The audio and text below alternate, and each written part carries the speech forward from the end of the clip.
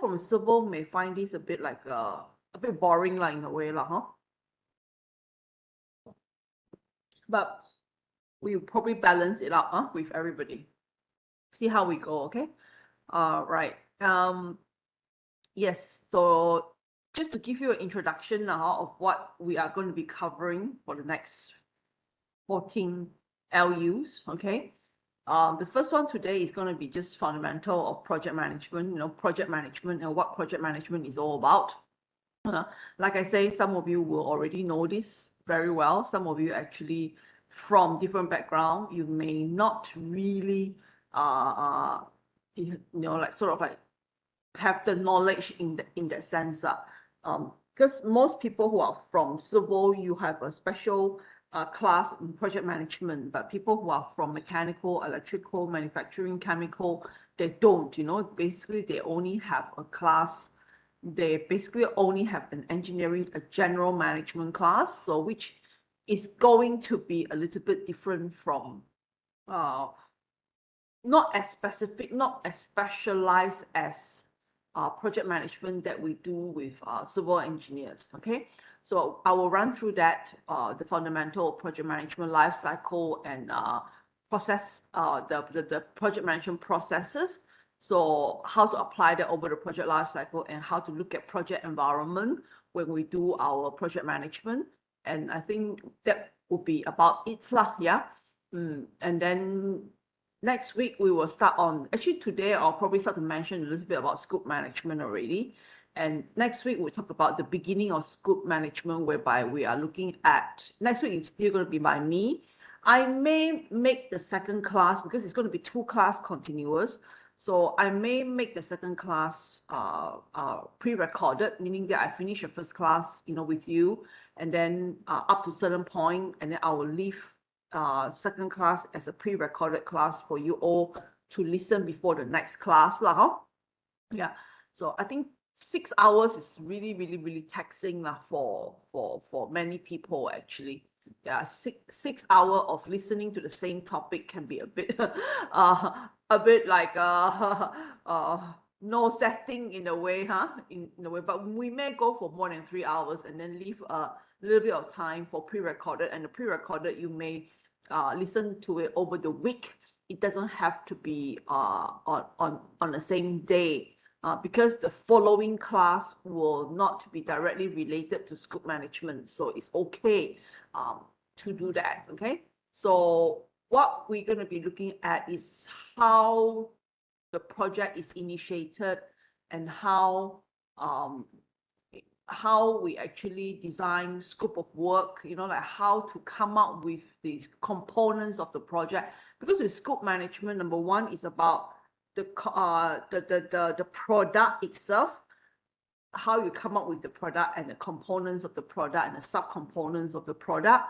Then we will move on to talk about the different work that is necessary for you to carry out in order to do those products.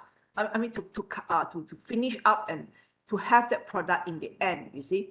So in the very beginning, we would need to look into like whether this product is actually necessary, whether it's actually needed, whether there's a market for it, whether it's actually worth it, and worth the investments and worth by product I mean general product, as in it can be a mechanical product, it can be an electrical product, it can also be a civil engineering product, which generally is a facilities of some sort, like a house or power plant or a treatment plant, or high level water in the tank, or a drain, a drainage systems or road systems, so these are we consider as product, huh? So we need to look into the project environment, how to look at project environment to see whether do you really need this thing. This is one question that we have to answer. Then once you've got that, then you will slowly build into breaking into things like into different components. Like when you have a product, let's say I need to build a bridge, but in the bridge there is many components, you see. So scope planning will move slowly into scope planning will be into components, to be included in the final project itself. And then we move on to talk about defining the scope. Then you have your conceptual studies all done already, and then you have your project that is already, more or less you've got a good definition of what is the product itself and all the subcomponents and the sizes and what is needed and all that, then we move on into how to break down the work and also to look into the work that is necessary. You see, the product that you need to build, but you need to have the steps, like those activities that you have to have in order to build the product or make the product or manufacture that product. You see, so in the end, it's about fully the steps and all that goes towards completing the scope of work. We will end up with the scope of work, you see. And with the scope of work, the good definition of it will be by WBS, work breakdown structure. Then from work breakdown structure, we're going to do many things with work breakdown structure. So at the end of week 3, we will finish talking about work breakdown structure. And then Dr. Lee will come in and talk to you about project stakeholder management. Actually, by right, the subsequent topic has to be dealing with feasibility. I mean, it's supposed to be part of feasibility studies where you do the economic studies. That one, she decided to do it over 2 classes, you see. So I think she really want to focus and give you guys the knowledge on economics, engineering economics. So she's supposed to do it over 2 classes.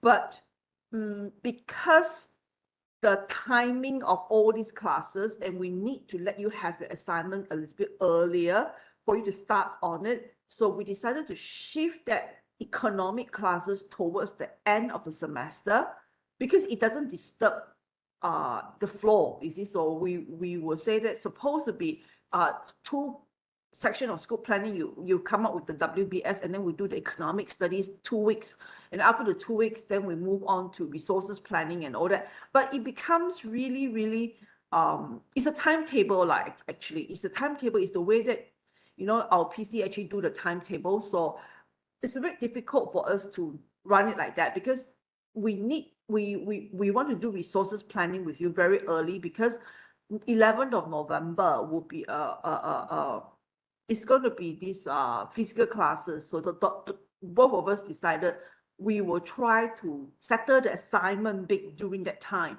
So we take a shift. So we shift stakeholder management up first, and then go straight to resources planning during the physical classes, and we'll finish up time and cost, time, resources, time planning, and then cost planning, cost management. And then she will also do something to do with she will also have what we call the it's all regarding the physical classes. She will also do this Microsoft Words with you guys as well. So I think that is what we'll be covering during that whole week of, that whole weekend. We have whole weekend of physical classes for project management from morning to the afternoon. But we both decided that we would do the morning as the physical classes, and the afternoon we will do it as pre-recorded of some sort. So it's going to be less taxing for everybody. I mean, if we want to squeeze everything in, it's going to be like, it doesn't muscle the palate, so there's no point also, yeah. So then we also have scope procurement management. Then she will do I will do procurement management with you, tendering and what is procurement management and all that. And then we will also do, after procurement management actually is joined with the topic that we talk about in legislative and contract management.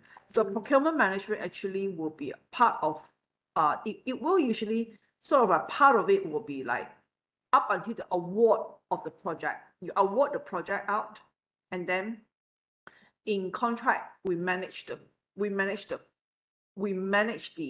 part of the project. I mean, we manage the contract part of the project. So actually procurement management, you can see that the whole stretch of procurement management that we are talking about here is going to be up to award, And then it's supposed to be joined with next semester contract management. So some of you have already taken contract management. So this is like the story in front, something like that, so then the second and the last week, LU12, and I think it should be the last 2 weeks, Dr. Lee will come back and talk to you about the economic analysis. The last week is integrating of all these subject knowledge, so which we will be doing here. Yeah. All right. So this is how we're going to flow project management classes, covering things from scope management to engineering economics to we know that you do a bit of economics in the finance part, but we believe that we want to do it as a very engineering example.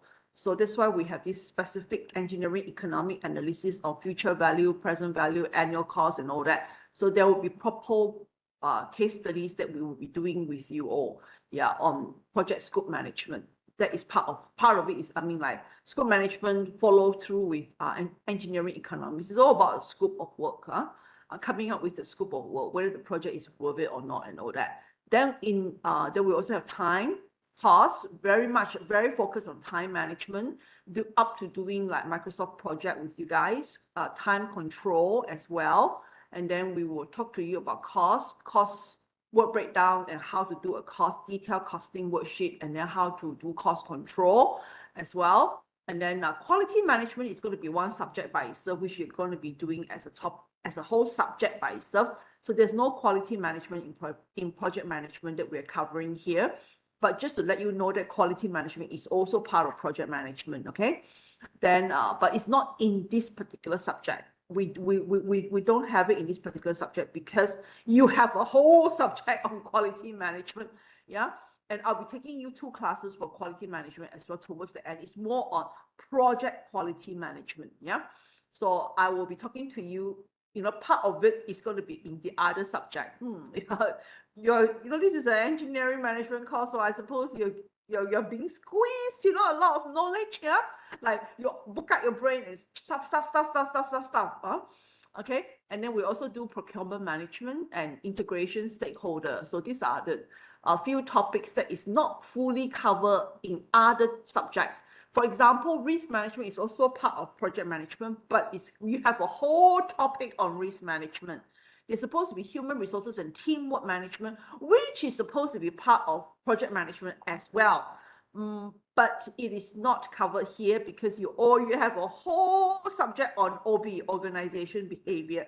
So we really don't need another topic on that, okay? Another 2-3 topics that like touch and go. Risk, quality is going to be another subject. Safety is going to be another subject. Like team, human resources.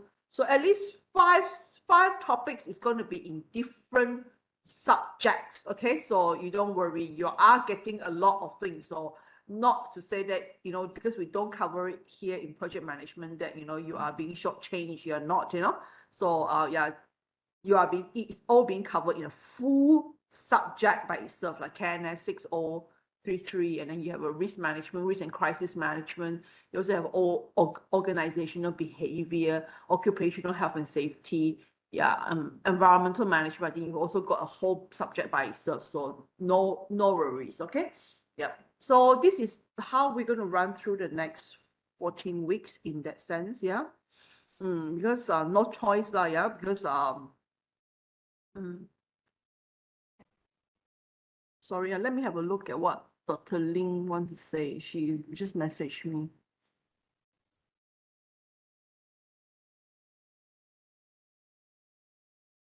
Oh, okay. She said some of the part-timer is actually not taking this subject. Okay, that's fine then. So that means those that is supposed to be here is already here. Okay, like people like, a lot of names that are all very familiar. Okay, except we have Zhao Xinping, who is actually our friend from China. So okay, that's fine. So he's taking it full time. So he's joining you guys this semester. All right. Are you guys still following me? Yes. Okay. Any questions on the syllabus that we are covering?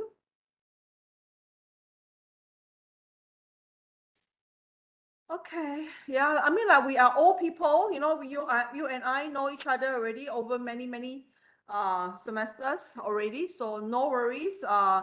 Any questions you don't feel shy to ask, huh? Mm. I don't believe you are shy, lah, huh?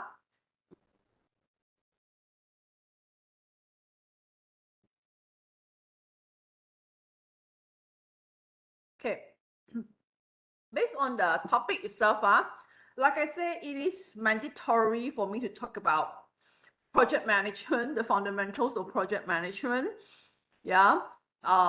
Sorry if this is a bit repetitive to people who are not, who has already know this quite well, like you have done this in your undergraduate studies, you know, and all that, but just treat it like a revision now, yeah. Because we do have many people here who are not from civil engineering, so you don't really get it full, you know, you don't do a project management topic, you know, you only do engineering management, which is a general engineering management topic. Yeah. So this is what we're going to be covering, just general, very fundamental stuff. Actually, I felt very embarrassed to talk to you about these sort of things because I feel like you already know all this, you see, because um yeah, this is like not a new thing, you see. So yeah.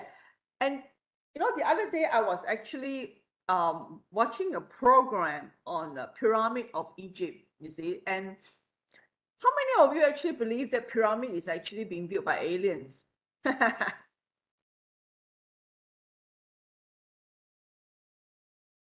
Huh? No, everybody believes that it's an Egyptian who builds the pyramid. Huh? Okay. Yeah, because the reason why people think that pyramid is being built by, you know, it's actually impossible to build a pyramid. I mean, it's impossible to have that kind of accuracy of work, is because um pyramid is actually, like, you know, all the corners of the pyramid is actually pointing exactly to the north, south, east, west without fail, kind of thing. Like the angle is very specific.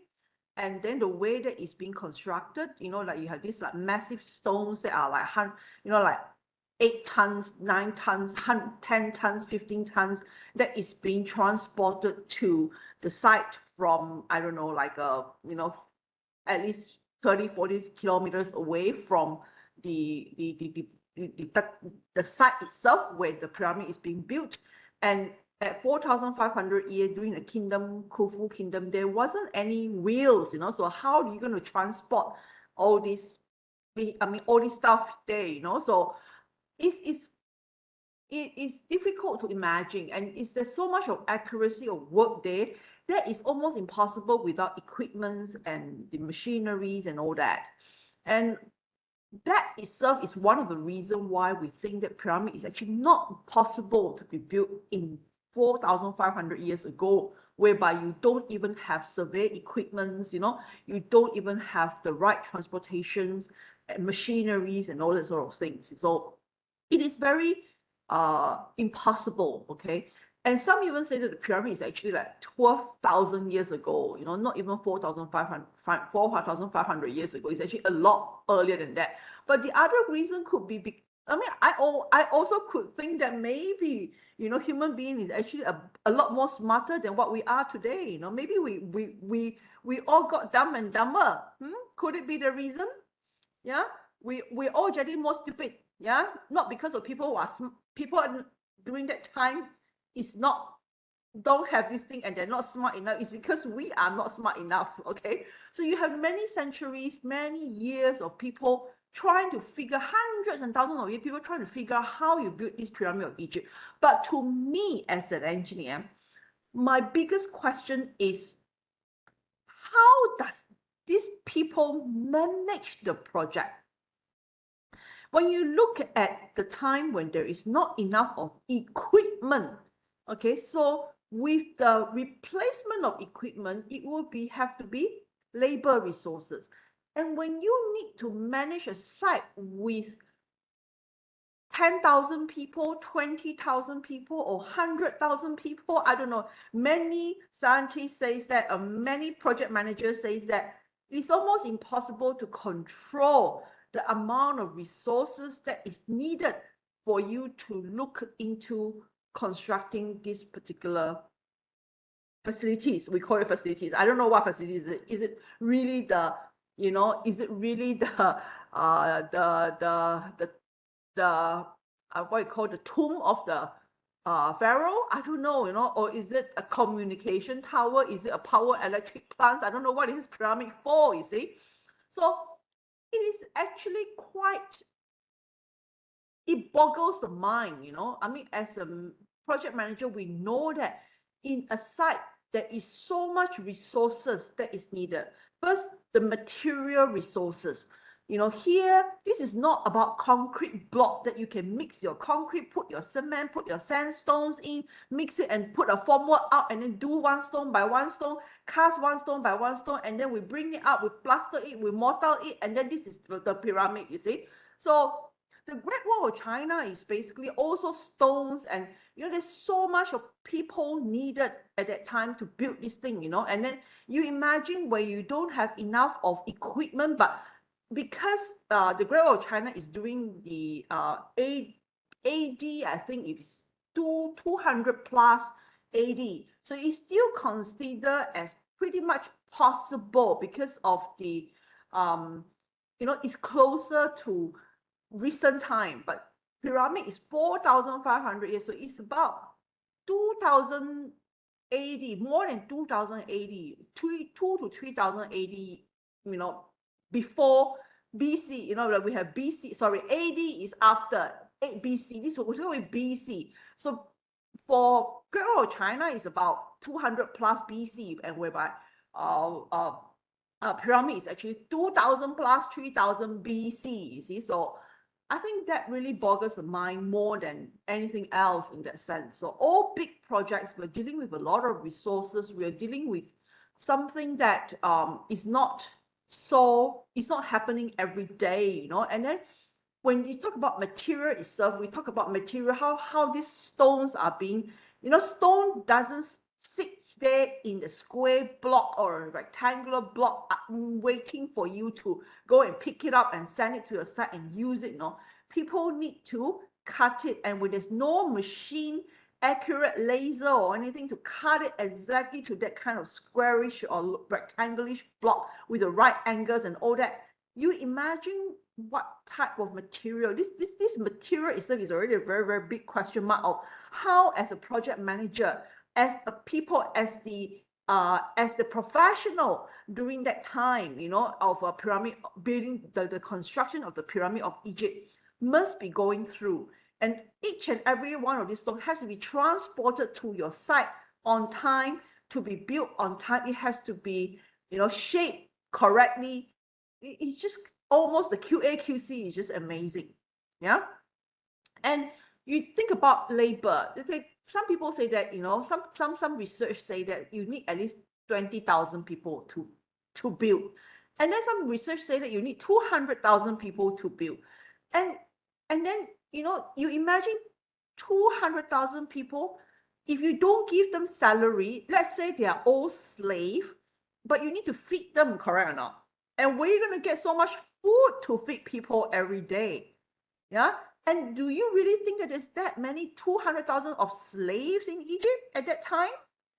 I think the population in Egypt is probably less, it's probably just hundreds of thousands of people. So you're saying to me that, at least half of them, or at least one third of them are slaves? I just don't think so, you see. So, and if you, not to say that where they come from, but the idea of how you control these people, how you pay them, how you give them food, you pay them through salary, and what is the organization system that you're using to control these people to actually work for you according to the specification that you want to build something so accurate that it stands the test of time up until 4,500 years today. Yeah.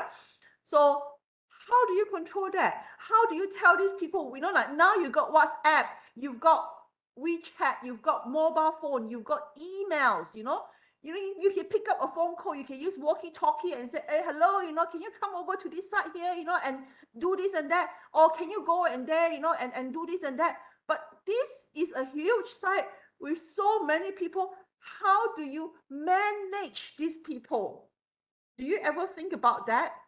I mean, it baffles me as a project manager.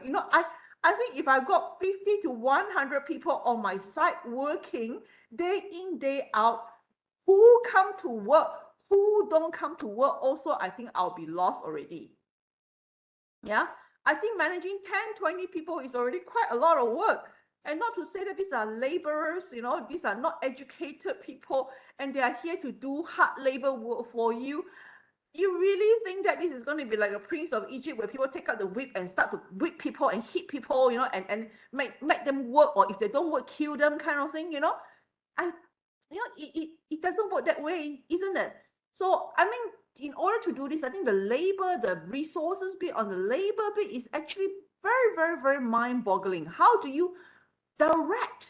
How do you coordinate people to the extent that things are working correctly? Okay, and there's no machine at that time. There's no machine at that time, so there's no wheel systems. There is no lorries. There's no ship. For you to. There's no barges. And then that can pull all these stones and like crane tower. To carry like 8 tons, 10 tons, 15 tons of one stone, my friend. Not just talking about, we're not talking about, the whole pyramid is how many tons. We're talking about one stone is 5, 8, 10, 15 tons. The bigger it is at the bottom, the smaller it is at the top. And what about the working method? You see, so project management actually is not something new. If you ask a project manager who actually come to talk to you from this pyramid, I think it's going to be such an interesting topic, isn't it? I mean, like, I think everybody should go and listen to how the whole project was being managed. And of course, Great Wall of China is another huge project, and comparative to the pyramid, yes, like I say, it is actually like 200 year BC, but still not. How are you going to, like, who is designing the mortal? Who is designing that structure? And then Great Wall, the logistic of it is boggling. Like, we're talking about hundreds of kilometers. It is the only structure that people can see from the moon. So again, what kind of genius is there, trying to build this? I mean, like, manage to build all these things where people today don't even know how to manage projects. Like, we talk about KLIA,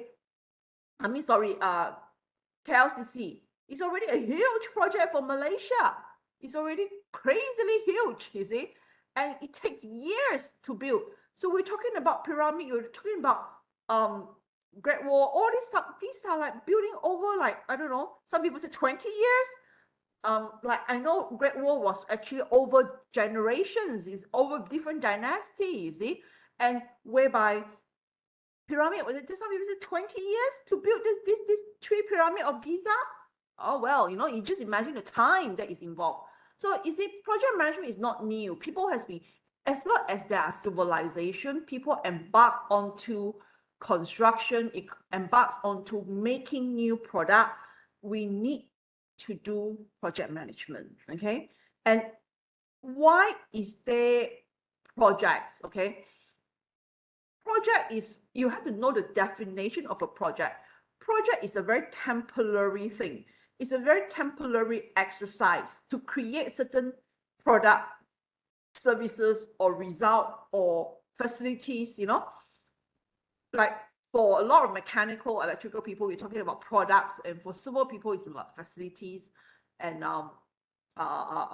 structures, and yeah, there are also products, you see. So let's use the word product. So it's a very temporary endeavors. It's something that you don't repeat itself. Like, even if we imagine like how people build pyramid, how people build Great Wall, it's already like, wow, it's so unique. And every project is a unique project. So it cannot be something that is repetitive. Like, even if we build on a piece of land development over, say, like same development, like nearby development, but you are on a different piece of land. Even you use the same design from development A to development B, but there are still different projects, you see. And the involvement, the timeline, the amount of people, everything is different. So it is a very unique thing. So project is a very unique thing. It's a very one-off thing. So you don't build Great Wall every day. You know, you don't build different projects like that. You know, we also don't build, like, let's say in this land, I mean, like Pan Borneo, for example, you know, like Estinda and Eka loves Pan Borneo. So, you know, like Pan Borneo like that, it's really in Sarawak, it's probably something that is once in 100 years kind of thing, like once in a lifetime kind of thing, you know. And in China, we've got the Three Gorges dams, you know, and then many different projects that is London Bridge or whatever. You don't repeat those sort of projects, you know. All projects don't repeat itself.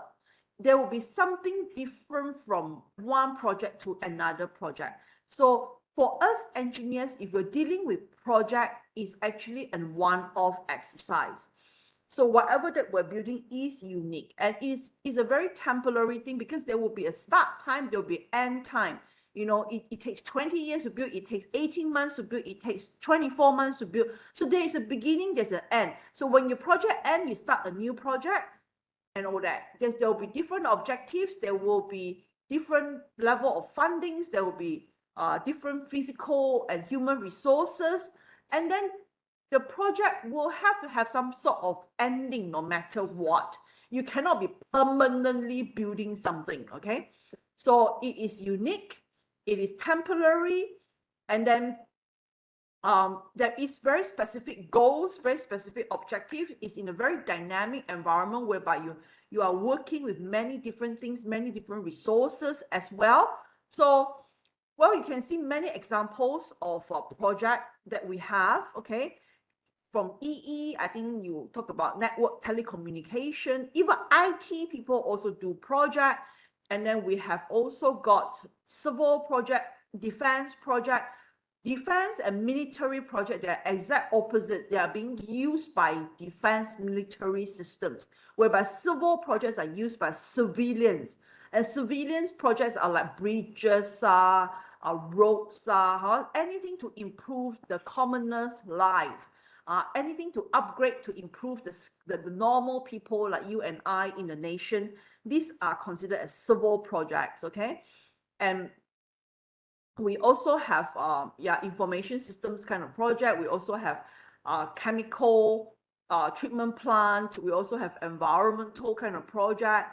We also have very industrial project. We also build manufacturing plants, you know. We also built power generation plant, you know. We also built chemical, oil platform, petroleum platform, and all that. So you see, different, as long as the product itself and the work and the endeavors towards the product fulfill that, it is a finite, because it's a temporary endeavors, is the specific objective that you need to meet, is a very unique product that will never repeat itself. Basically, there is a timeline. It's a very dynamic environment. It involves multi-discipline, multi-resources. Then this is a project, okay? So anything that you're dealing with that is like this is a project. You know, if you fulfills this specific concept of a project, then you are dealing with project, okay? So this concept is not difficult for civil engineers to understand. It's actually not difficult for engineers to understand, because most of us don't do general management. We don't do, we don't operate a shop. You know, we don't operate a bank. You know, our job is actually in different projects, okay? And yeah, so there's many different type of projects here. Even research, there's a research project like what you guys are doing. For example, your RP, your research project, you have a topic that you're creating a new, you know, a new knowledge. These are also project, okay? So RP is a project itself. It fulfills the definition of a project. And every project manager, you are seeking to actually make your project a very successful project. Okay, no one wants to be told that you fail in your in your work in that sense. So when a project is considered as successful or not, we usually straight away base it on time, cost, quality, and whether you fulfill the scope of work that was being designed or that was being created for the project. And this is what we call the triangle. We call it that nice this is the pyramid, like, in that sense. You have got your four corners: scope, time, cost, quality. Yeah. And this is basically something that will be affecting one another. Whether or not a project is considered as a successful project, in the in the mind of a future generation, we really don't know. We cannot expect that, whatever that you're doing. Like now, I ask Eka, Asinda, you all, like, for example, you're doing pen Borneo, you're managing pen Borneo. I mean, like, what is the direct criteria, or what is the direct measurement of the success of your project? Okay, whether this project is going to be something that people, after 50 years, after 100 years, will people clap their hands and say, well done, you've done a good job. I remember Pan Borneo, it was such a grand, it was such a good project. Well, we cannot know, but we probably will not be living that long to know that whether what we have done has actually made a huge difference in terms of the contribution to the nation or contribution to the people's life and all that. Like, you ask the emperor or the pharaoh who are building the Egypt pyramid or the Great Wall of China, today when we look at them, do we clap hands and say that, wow, well done, that was such a fantastic idea, and this guy must be a genius to do this and all that? We don't know. You see, they don't know. You see, they will never know. They are already all dead. You see, so nobody knows. So we don't measure the success of the project by what the future generation says about us with our project. But in the immediate upon completion, we will measure the project in accordance to the time, cost, quality, and whether it's performed to the satisfaction, it's performed within the budget, whether it's within a specific time, whether it's built according to the features that you want it to have. That is the scope. Okay? For example, like I say, some people say that Sydney Opera House, I always have to give this example. Sydney Opera House is a landmark of Australia. People actually think that Sydney is the capital of Australia because of Sydney Opera House. Every time you want to draw, like, let's say if you want to put a landmark in every country, people will put the Opera House, you see. And so, is Opera House a successful project? Well, in today's mind, Opera House is actually a success because it brings attention to the architect, the engineers actually bring attention to Australia, with the Opera House. Yeah. And at that time, when the Sydney Opera House was actually built, I can tell you that it's actually a failure because it was way over the time that you're supposed to build. It went overshooting the time, it went over the budget, and people were complaining that you can't even listen to opera inside there. So it was like a huge failure for the engineers and the architects at that point in time, honestly. Okay. But today, when you look at Sydney Opera House, it's a huge success. Who doesn't know Opera House? Yeah, it's just that who doesn't know the Great Wall of China? Who doesn't know the Pyramid of Egypt? Who doesn't know KLCC? The KL Petronas Twin Tower. Yeah, Petronas Twin Tower. Yeah, and who doesn't know Taipei 101? Yeah, so who doesn't know IFC of Hong Kong? You see, so we measure our project. Our success at the end of every project are usually measurable in this sense, in this triangle.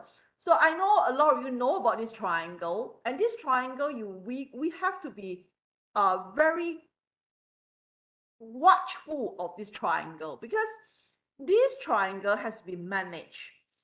It's not like when you have a time with the cost, with the quality, you've got a scope of work there, okay, you can do it by yourself, it's there. We need to fulfill it. Many times, a lot of decision making in any project management, any project manager, when you make decision, it's always the hardest when you need to balance this time, cost, quality, and scope. It's always very difficult. And a lot of us as project manager, we find it so super difficult in decision making. And you go like, what is so difficult about decision making? Well, decision making is not about whether what you want to eat for lunch or dinner tonight after class, you see. So if you have a choice of whether to eat steak or to eat nasi lemak, so it's not as simple as that, you see. So when we make decision for a project, every decision will impact one of these factors or more than one of these factors. And when you affect time, for example, then you will need to think, when I lengthen the time, when I need extra time, how would that impact the cost? How would that impact the scope of work? If you change the scope of work, how would that impact the time and cost and quality? If I change the specification, how would that affect the budget and the time? So these four things is making all project people to be very difficult, when they want to make decisions. They are in a very difficult position when you need to make decision. Okay, and problem solving is the same. Our life as project manager, honestly, is really about day in, day out, a lot of problem solving, a lot of decision making. So if you're a type of person that could not grasp a lot of things, like you need to be like, oh, I have to be small detail this one, I have to be small detail this one. If you're that type of person, you're not suitable, to be a project manager, because as a project manager, you need to see very big and very wide, and you need to know everything at the tip of your finger, so that you can actually make a decision that can fulfill or tolerate the other few things, the impact of the other few things.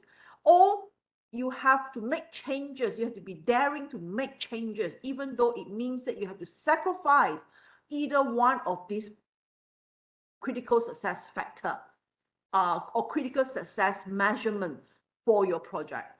So it's always very difficult to do that. So I would say that that is a stress that project manager always have. Any one of you have anything to say about that? Those of you who are in the sense of managing project.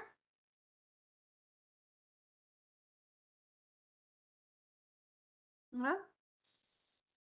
How come so quiet suddenly? Yeah.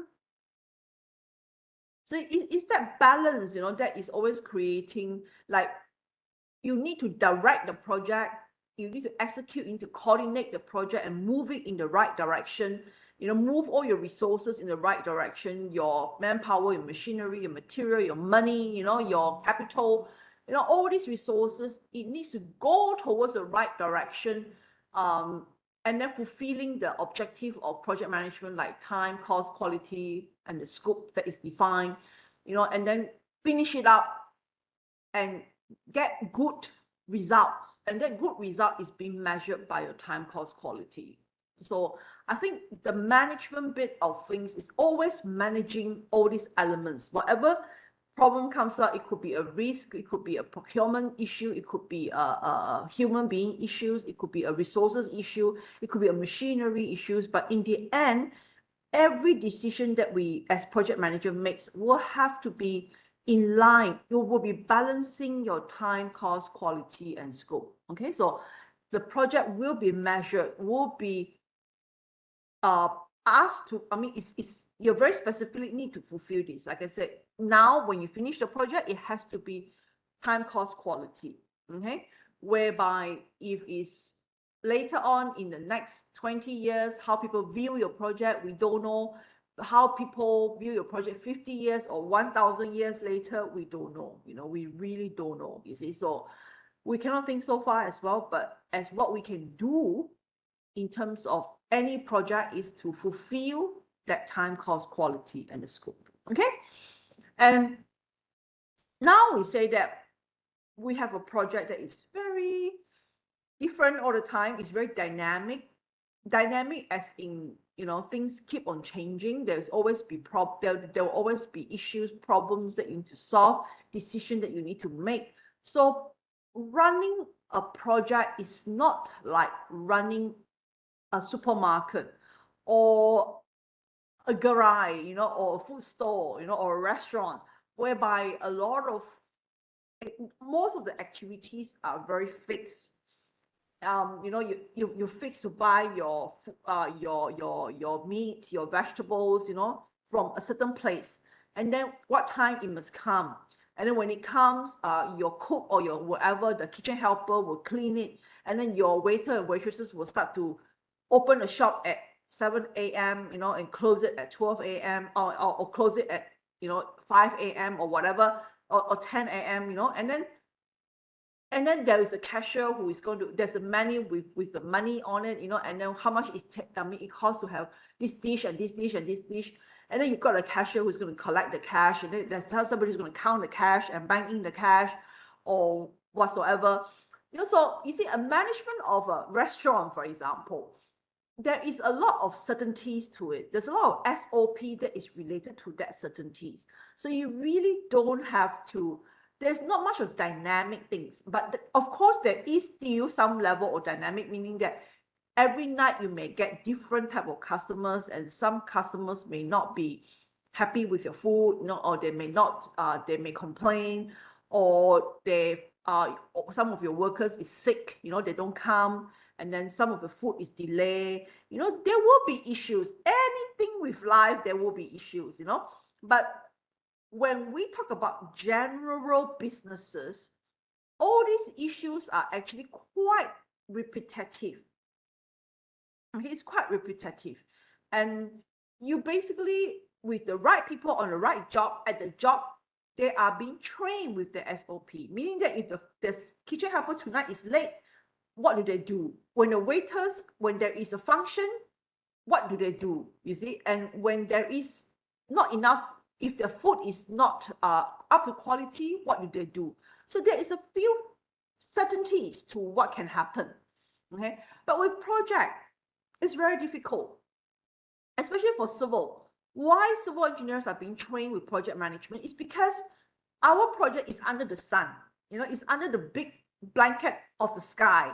You have 20 kilometers of roads, you have got 100 kilometers of pipeline, roads, dams, you're dealing with a lot of nature, such as river, such as land, such as ground, such as, weather, so a lot of these things it's not repetitive, it can happen in some project, but it cannot happen it may not happen in some projects.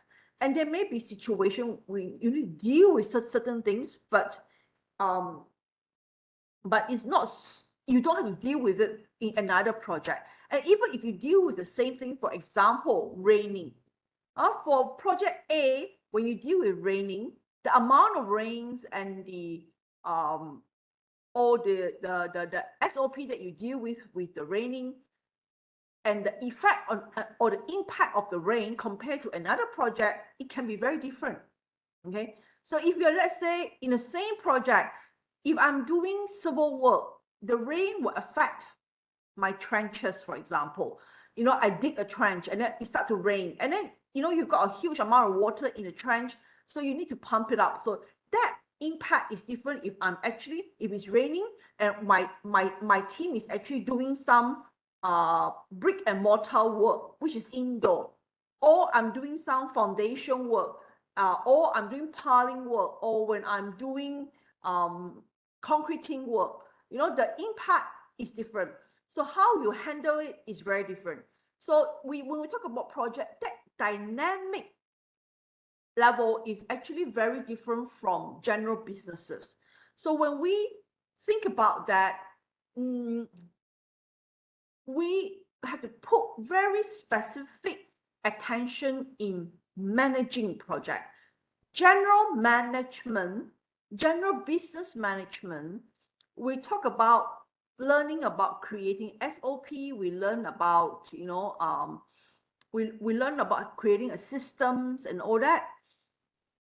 And when we learn about creating systems for the different components of our work, once we've already created that, it's a lot easier to be managed. Whereby in project, the management of project, your knowledge that you need to manage project is very wide.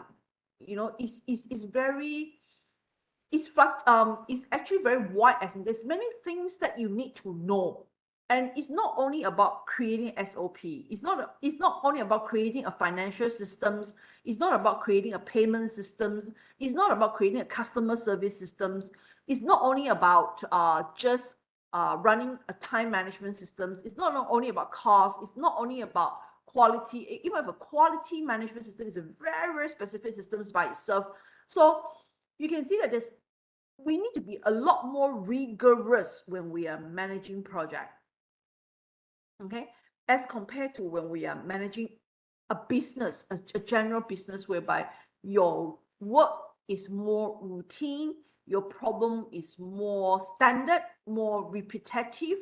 You don't really have many sudden things coming up, whereby, as like I said, project, there's a lot of uncertainties, there's a lot of risk involved, and therefore, when we are managing a project,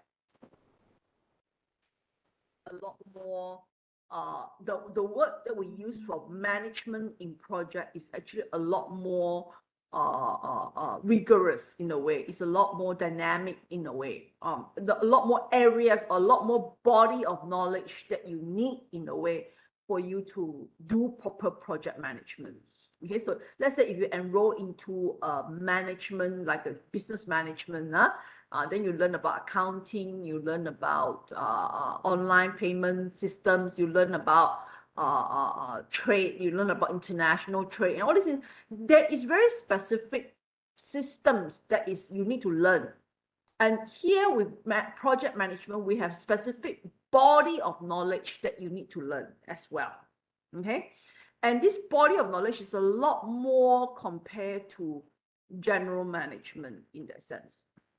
And so now, what is the word management all about? You see, so management is about, all these things are so boring: planning, organizing, leading, controlling. I think you heard of this many times.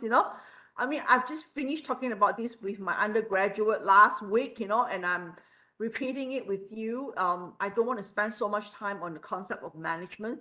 This word management, you definitely apply it to general management, you apply it to business management, you apply it to project management, you apply it to your study management as well, you apply it to university management as well.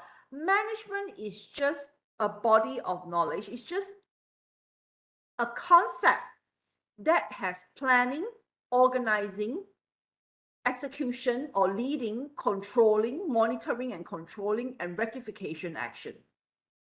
Okay, so when we talk about management, we need to know planning.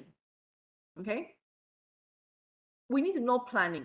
Okay, planning, organizing, coordinating, directing. So this is a key function of management. So let's say if you are running a restaurant, like my example just now, so planning is also important. It's also part, this week you need to plan how much food to buy, how many cows to buy, how many chicken to buy, how many tons of vegetable to buy, so you need to plan according to your demand, that your restaurants can actually predict, you see. And you need to plan that there will be some wastage plan for plan a system, okay, that is needed for payment, for serving, for customer service, and all that kind of stuff. So you need to get ready that planning. And for project also, you need to plan. You need to plan for the direction that your project is going, what facilities that you're going to be building, what product that you are going to be constructing, what product that you're going to be manufacturing, what product are you dealing with. So you need to know the what is so important.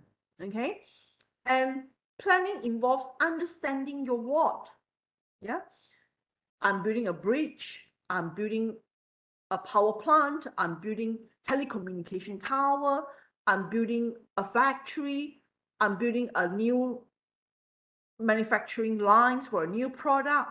So your what is very important. So what is usually seen in scope management, conceptual studies, designs, designs of the product, preliminary design, study of options. It's all about what, okay? And then you also need to understand how long you have to do this project, because project cannot be infinite. It has to be finite. So when you have a finite, the project needs to end at some point. So this thing needs to be finished and put into use, and people need to use it. So then the purpose of all our engineering product is actually to put it into operation later on. You're not going to build something to put it at home and look at it every day, correct or not? Huh? No one do that. So we want to build house so that we can sell. We want to build roads so that we can drive on it. We want to build pipelines so that we can turn on water and have water. So essentially, all our engineering product is for people to use, you see. So it has to be in operation. So there will be a question on when can I use this thing? When can I start to use it? When is it going to be finished constructing and I want to use it? And then you need to know what's the purpose of this product. The direction is very important. That's why you need to know who is your client and what is your stakeholder, what do they want, what is the purpose. Why is very important. In fact, I would say before you can have the what, you must know your why. Okay, so you understand your client's requirement, you understand, what is their thoughts, what is their satisfaction level, what product they're actually looking at. And maybe for manufacturing, you'd be like the market, the people, like you want to build a new phone, you want to build a new computer. It has to be what your customers is looking for, what your customer need and what your customer wants, you see. So their why is very important. Okay, and then from why we can move on to design the what, and from what we will know when, and from when we will know how to do it and who to do it, you see. So planning is involving all these questions. You need to have an objective, you need to build up framework, you need to build up SOP, you need to have standards, you need to have systems, you need to have the methods of doing things, and you need to also check the project environment, another is surrounding your project and the organization that you are in. So the planning is really about getting things ready, putting a baseline to things. What do I mean by putting a baseline to things? If you don't plan, you don't know what you are building, you don't know why you are building it. In the end, how do you monitor whether this is rightly done or not? Whether this item is necessary or not, whether your company is making money or not by selling this product or making this product, you see. So this planning will form it gives an answer to all these questions, because this question is there for you to do your baseline. So after you understand your why, for example, we will do conceptual studies, we will do your site investigation, we will do your material testing, we will do, we will set up the QA/QC plan, we will know, we will design the quality framework for the project. And when you do all these things, you say, hey, we are not doing the project yet, then why we're setting up so many SOP or standard operating procedures or policies, why are we doing that? Because when you start doing that, they will form the direction. This is a direction. The planning will form the direction. It's just like you come here, why you want to do this degree, you need to understand, because I want to improve my skills, because I want to get a promotion. I want to be taking a degree from overseas, or whatever. So that is your why. And then, so what is this degree is a what, so I'm coming to get an MSc EM degree. And this degree has different components inside it, which is going to be very helpful for my work, for example. So then when you understand it, You know that this is going to be a 1-year degree or 1.5 or maximum 2 years kind of degree, and I need to attend classes online. I need to study. I have to come to classes physically over some weeks, and then I know who are the lecturers teaching me and giving me assignments and grading me. So you see, once you know all these things, this is the direction already. You're forming that direction. You're forming that the end goal, the end game. The end game. What is the end game? The end game is you get this degree. So you know what you need to do, when you need to do, which direction that you're going. So this is like, it forms that initial direction. I mean, it will form that umbrella, the umbrella to say that this is what I want at the end of the day. So every little things that hangs down there is the direction you're going towards that. So it's like you've got how, what, and all that in one section, in a specific section. And then after that, the other side, the arrow going towards a certain direction. So that direction where you are going towards is under your planning. So planning is a very, very important task that you need to do. And of course, we will do organizing. Okay, so organizing meaning that there's a lot of activities, there's a lot of people, resources that needs to be put together. Things don't come by itself because you have a plan. So you need to organize. You need to perform. The grouping, you need to delegate the jobs. You need to allocate who is to do what. You need to allocate when the resources need to come. You need to design the contract, do the design, come up with the contract, sign the contract. So you need to organize the people, the resources, so that everybody or everything in the project knows what to do. The activities doesn't perform by itself. It will take people and resources to perform. So these people and resources needs to be organized. And then after you organize it, you are directing these resources towards your plan, fulfilling that plan. Okay. So one thing about execution work is about coordinating.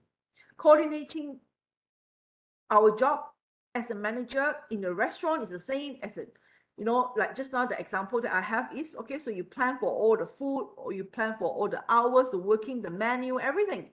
Okay, so you know how much food to buy and all that, so you plan. So then the purpose of all this planning is to actually make money. I want to have a very successful business. I want to have an income. I want to make a very popular restaurant. So if this is the aim that you're going towards then you need to organize, so you need to organize your resources towards that. You need to plan your resources, like I said, your why already, then it's your what. So what you need to do, and then from what you need to do, you buy the vegetable, you buy the chicken, you buy the meat, everything, you order, and then you need to organize. They have to come at what time, where you're going to store them. Are you going to put them in the fridge? Are you going to, who's going to wash them? Who's going to cut them? Who's going to do the carving? Who's going to do the vegetable carving? Who's going to do the frying? Who's going to do the cooking? Like the steaming or brewing or whatever. So then you organize. So once you organize, everybody knows what they're supposed to do. All the vegetable, everything is here already.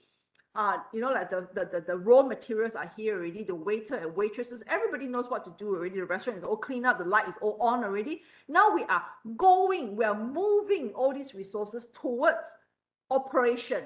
Operation means that, okay, now business start, you open door, your customers have to come in, they order food, who is to take order, who is to put the order into the kitchen, and which guy is going to take the order and say, okay, I'm going to cook this, I'm going to cook that.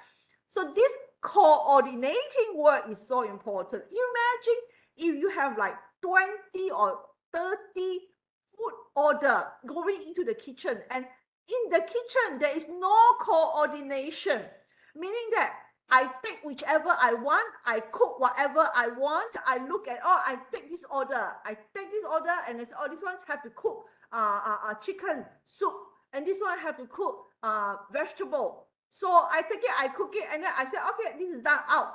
But if you don't coordinate it properly, then everybody is going to do their own things, you see, and then nobody knows what is supposed to do, who is supposed to do what. So everybody's trying to do something. In the end, too many cooks spoil the soup.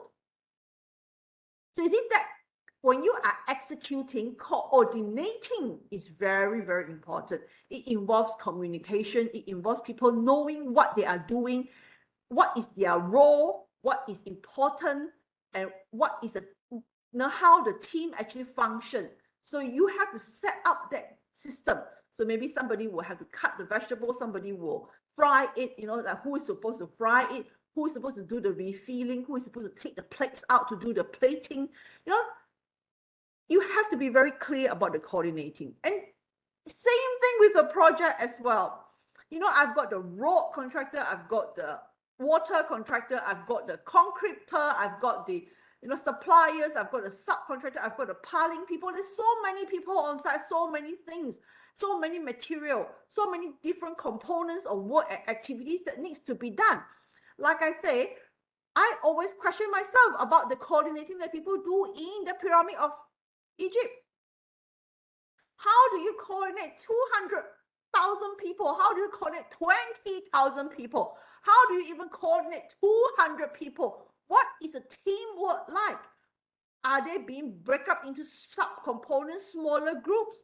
But how do they function with one another? That is coordinating. Coordinating is, assigning the task, communicating the task, and checking if the task is being done properly, and then who is supposed to do what, and who is supposed to check whether this is done before the next one comes in. So this is actually a very essential part of project activities, going towards project completion. With no coordinating work, it's like a mess. In your restaurant, if there's no coordinating, then one customer will get one plate of food first, and then they wait for 2 hours, another plate never appear, and then you see your neighbor finish eating already and they left already. How many of us have that kind of experience? And then we start to scold, what is this people doing? I come here first, I wait for 2 hours already. How come my food is not here? Yeah. So with any businesses, with any project, planning, organizing, coordinating is critical. Okay. And leading, directing is also critical. You need to direct people, you need to reward people, you need to check, you need to coordinate, you need to not only coordinate, you need to check, you need to monitor. And that brings us to the next thing, which is monitoring. Monitoring and controlling is together. Functions of management first has to be monitoring. Monitoring, like I mentioned before many times, the example that I like to use is if you ever get hospitalized or if you ever had a fever and you go to the hospital, you will see that the nurses will get you into the emergency room first. Okay, most of the time, you are being hospitalized, touch wood, you're not. Then at night, the nurses will come. They will read your blood pressure, every 2 hours or 5 hours or whatever. Then they will read your temperature, and they will give you your medicine. So what makes a nurse different from a doctor? Because a nurse, their job is to monitor. So any supervisory team on your factory, in your site, or in your power plant or whatever, it is doing monitoring work. So they are the one that take down the record of what is happening. Or this is done already. This is not done, not done. This is piling how many blows. This is pouring how many meter cube. They take that into. They need to take down all this. So it's about controlling. So it's about monitoring. Sorry. So once you've got people to monitor whether the task is done, whether it's done at the right time, whether it's enough time, whether you need to have extra, and all that. This is all in monitoring. Then, when the result comes out to be off the goal, just like the nurse, they take result. This person last night, 37.8. Then there was a point that he got up to 39. And then after given medicine, it drops down to 38.2. And then 5 hours later, it goes back to 39. So it means that the fever is not reducing. So it means that the goal in the first place is to make sure that the fever comes down. So if the goal is about that, And then the monitoring data will tell you that, oh, this is not good, Then the doctors come in to do the monitoring. Okay, we need to give him drips. We need to give him more different type of medicine. We need to reissue some way of healing this person. So the doctors will make the decision. So same goes, the engineers will make the decision. So your site supervisory team or the people supervising, they will be the one that monitor. Okay, they'll be the one that monitor. And engineers the job is, oh, you look at the monitoring data, oh, this is very off, how come the concrete comes is not enough? Not enough of strength, the test tube done, the result is like this, is not good. So then you make changes. You want to perform controlling. You want to know the deviation from the goals. What is the deviation? And perform control measure for you to bring it back to the original baseline. And the original baseline was set in the beginning in the planning. Okay. So then you carry out the corrective action and see whether this corrective action actually helps with improvement of the situation, whether it's going back to the original direction. It's just that after you administer injection or after you administer different medicine, to see the nurses will monitor again. So it will go through the cycle again. So that management cycle will be, flowing again and again. As whenever you have a new action, you will always have this going in the next cycle. So its project is the management is always about these few things. It's about planning, organizing, directing, controlling, execution. It's about monitoring, it's about controlling, it's about corrective action. And they go in a cycle. Anytime you have an activity, you need to plan, organize again and again, cycle again and again until you get it done, until it's fully completed. Okay?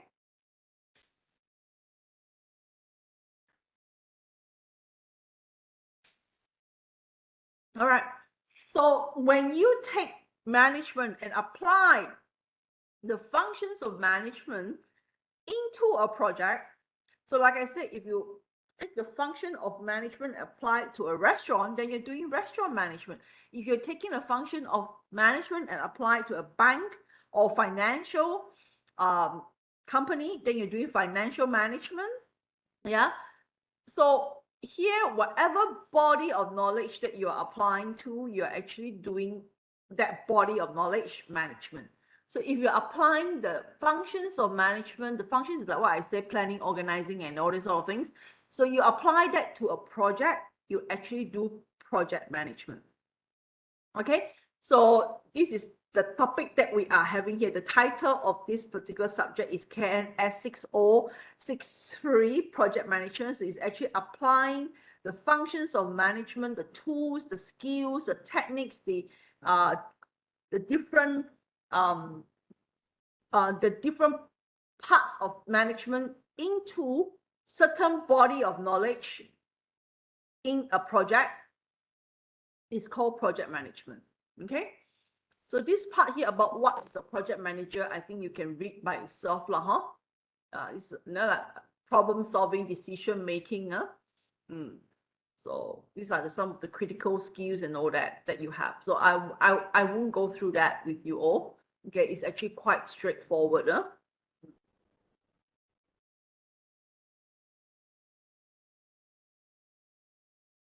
Any questions so far? So the aim of the first set of slides is to actually let you understand project management and what is project management and what is a project manager. Okay, so understanding why you are doing this topic, because most engineers will handle project, not so much of general management. Of course, some engineers, as you move on to a different position, a higher position, you'll be doing management of your organization, for example, let's say a government agency or developer firm, all that, but those are actually under business management already. So not so much of project management. As long as you have a project and then you're applying all the function of the project into the different body of knowledge in in a project, then we are actually considered doing project management. Okay. And the next thing that I want to talk to you about is project life cycle. Okay. Project life cycle is something that you need to understand, because as you move through the project life cycle, we have many things within the project life cycle that needs management. So you need to understand different parts of the life cycle, you're doing different things. And when you're doing different things, the body of knowledge that you're using can vary.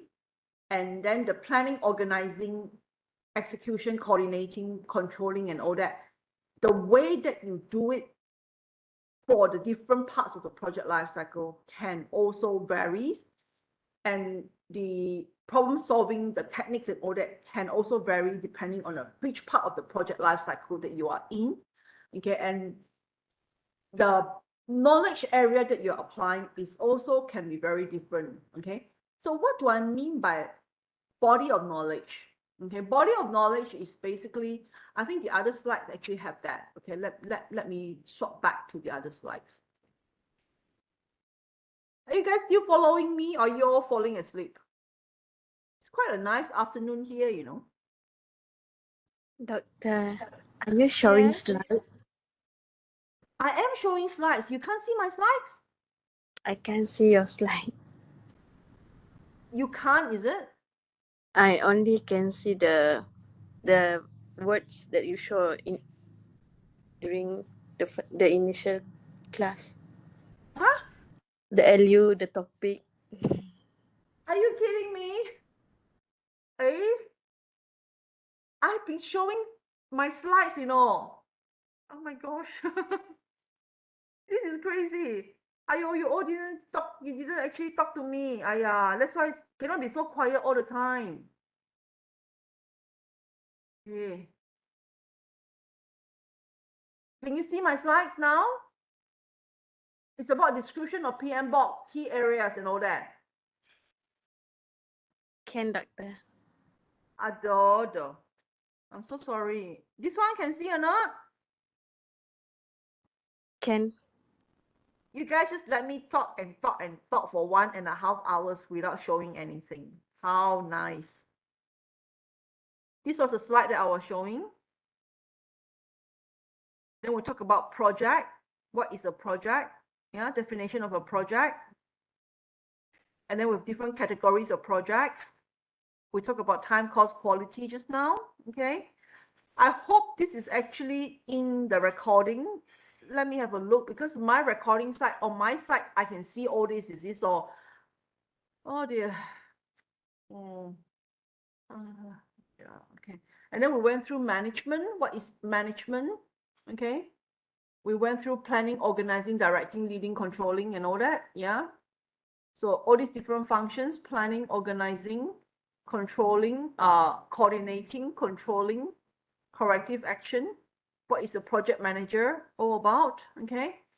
So we went through these first slides already. I've actually swapped slides already, actually. This was the first slide that I showed. Next time tell me lah, just ask. No need to say tell me. I mean, like, maybe I'm not showing anything, but at least ask me whether I'm actually having a slide here.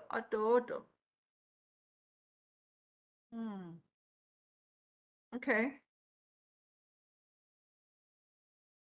So yeah, hopefully it's in the recording lah, huh? That my recording is actually in this, you know, like it's actually showing whatever that is shown here on my computer.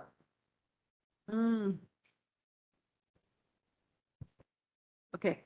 So when we talk about project life cycle, before we talk about project life cycle, let's talk about the project knowledge area.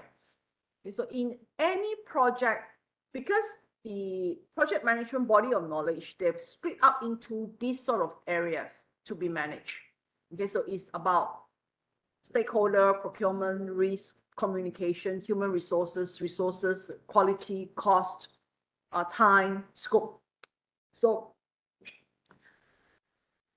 in different businesses, you create different systems. In a factory, when you manage a factory, you also have different areas you need to manage. For example, you need to manage the finance, you may need to manage the human resources, you may need to manage the operation, the technical. So you see, when an organization, they usually have different departments, and that department actually signifies the area that this organization needs to manage. So for project, we need to manage. This is not all. There is actually a lot more, but it's just that many of these areas are actually these are the more general, more critical area that is applicable for most projects. So for example, project procurement management, project risk management, communication, and all this. These 10 areas is actually very common in IT, in civil, in any project management, any type of project, military management, military defense project, aerospace project, communication systems and all that. So as long as you're dealing with projects, these 10 areas are very common, that these are 10 areas, body of knowledge is very common within project management. Within a project, not project management. It's typical to be talking about time, cost, quality, resources, communication, risk, procurement, stakeholder, and scope, and all that. So these are very common, no matter which engineering you are in or which type of project you are in. These are very common areas in your project. So it's just like if you have a department in project, then you have your procurement department, you have your risk and quality department, you've got your scheduling and cost department, and you've got your feasibility studies people, and so you have got different components that you need to, different body of knowledge that you have to manage. So when we take project and marry it, with going gun, or we said that we combine, we apply the functions of management onto a project. We are essentially applying the functions of management onto the areas that needs to be managed. And these areas are the knowledge area.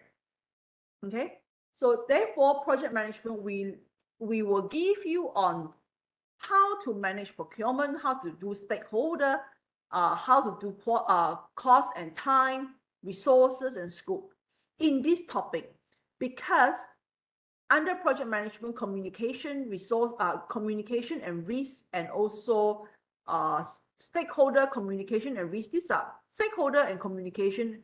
They are mainly done in organization behavior already. And risk is done in risk subject, which some people are taking this semester, I believe. And then quality is done also in this semester. It's another project area that is a very big project area. So we have it as a very specific subject by itself to do quality management. Okay, so I hope you understand why we're talking about all these things, because in fact, it points out to you that what you need to manage. And these are typical, like I said, it's typical, but some project will have more emphasis on certain things. Most project will have all this area. Almost all project will have this area, plus other very specific areas that they need to manage. Like how, let's say you are in power plant, or you are in energy supply. When you do project in energy supply, yes, you also manage procurement and all that, but you may have the additional things that you need to manage. For example, let me think. For example, energy. Okay. Say you may need to think about the natural resources, the energy production. Where you get your, where the river are, or where the and where the supply of the energy is from. Is it from wind? Is it from river sources? So you may have additional things that you need to think about as well. Okay, and you have additional component, maybe like mechanical, electrical component as well. So if I'm in a civil project, depending on the different type of project, some project may be more focused onto the quality, some process will be more into the time and cost and scope and all that. And some project will actually have some emphasis on safety as well. Most civil project will have some impact on safety. I mean, will have some form of safety. Some project may have some very specific areas like life cycle or operation and maintenance. So it's really very different. So as different projects, we have different body of area. So the other body of knowledge of other body of knowledge, they are over and above, meaning that this is the 10 fundamentals of body of knowledge that all projects should have. These are the things that we need to manage in every project. Okay, and depending on the type of project or type of engineering that you're from, then you have additional things that needs to be put on top of all these areas. Yeah, you understand what I'm trying to say here? Yeah, so it might 10 plus. Yeah, so this is a 10. This 10 is the foundation. Plus, then you may have, like, let's say you're in energy, you're in electricity supply, you are in civil, you are in mechanical, you're in manufacturing. Then manufacturing, there may be a specific plant management, or chemical management or waste management. There may be very specific areas in the body of knowledge that you need to manage as well. So don't say that project management is only about these 10 areas. This is the basic fundamental 10 areas, plus the areas that is depending on the industry that you are in. Okay, so once you understand this, then we say that during the project life cycle. Okay, let's move on to another section, the notes. Okay, so now you can see my project life cycle notes. So depending on the different parts of the project life cycle, you are essentially going to do maybe different, the emphasis may be on different body of knowledge. It can also be different body of knowledge that is more applicable in certain parts of the project life cycle. And project life cycle is for you all to understand that the project actually will go through different phases. And any project that goes through different phases has different things, different emphasis that needs to be focused on. If we say that in the initial part, maybe you're focusing on the design management, you're focusing on the scope management, you're focusing on feasibility studies. So all these things are actually at the initial stage, which you don't manage too much of resources. But as you move into the construction, the manufacturing, the actual creation of the product, resources management is going to be very high. Time and cost management is going to be really, really, really high. And then the initial part may be talking about risk, talking about owner stakeholder management and all that. So you see, different parts of the project life cycle requires you to have different skill set, different techniques, different ability and different capacity, different knowledge that you need to have for the specific phases. So that's why we have to go through project life cycle. I'll be very quick about project life cycle because I believe most of you know what is a project life cycle. Like a human being life cycle, project also have its life cycle. And a project is said to be completed once the stated objectives are achieved. And the lifespan of a project from the start to the end is what we call the project life cycle. It's not only ending in terms of construction. A project life cycle will also talk about operation, maintenance, and then recycling of all the facilities, the product, and refurbishment or recycling and all that. You will go through the whole entire life cycle. It's just like it's unavoidable for a human being to be born. You come out as a baby. And then after that, when you are 1 or 2 years old, 3 years old, you can walk, you are a toddler, And then when you go to kindergarten, you are 4, 5, 6 years old, up until you're 11, you are considered as a child, or now they say that 10 now, 10 years old, you're a child. And then after that, you become a twin. Twin means that, you know, you are going into your teenage years, 2 years before you're going into the double-digit teenage year.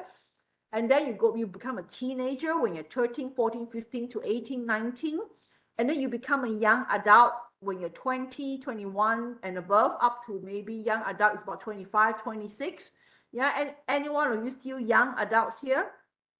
Okay, then after that, you're 28 and above, you become really like an adult already. You're really a full adult already. You know, you have your own family, you have your own career, you have your own life, for example. So you are a proper adult.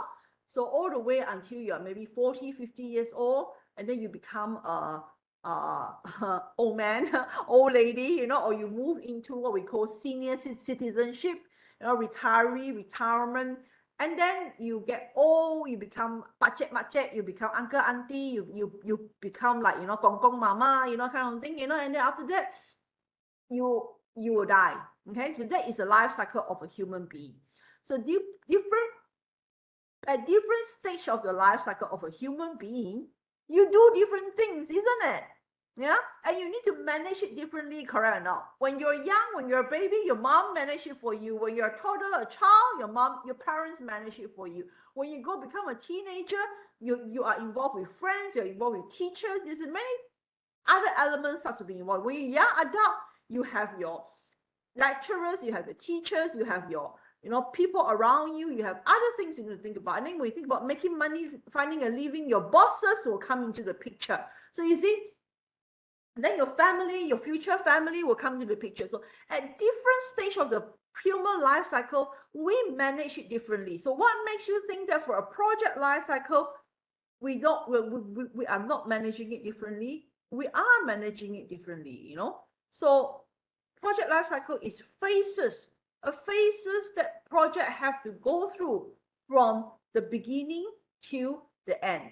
Okay, so it provides a framework. It actually provides a framework for managing project, meaning that at the different phases, you are actually managing it differently.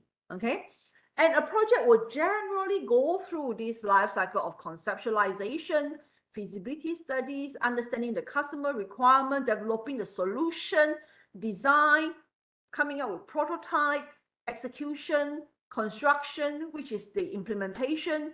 We call it civil, call it construction, mechanical and electrical, maybe they call it implementation, or running of the factory or something like that, or manufacturing, they'll probably say that is the actual process, you know, process that comes up with the product and all that. So there's different names to it, okay? So build, test, transition, commissioning, maintenance, and milestone. I mean, so at the moment, I'm not introducing myself or anything like that. Like I said, I'm a civil engineer.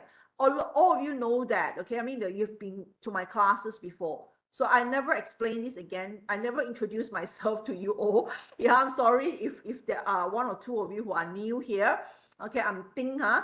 And what happened is I'm a civil engineer, so you can see that I have a bigger tendency to give you example in civil engineering project. I have to apologize if you are not following me. You know, I am trying to also talk to you guys about mechanical, electrical, and also different type of engineering. Okay, so you know, if you want to tell me about your example, about your industry, which is materials or manufacturing or mechanical, electrical, by all means, you can talk. You know, please do that. Okay, this is a master's class. This is not an undergraduate class. Okay, undergraduate class is about a lot of imparting of knowledge, whereby a master's class is more of a sharing of knowledge in that sense.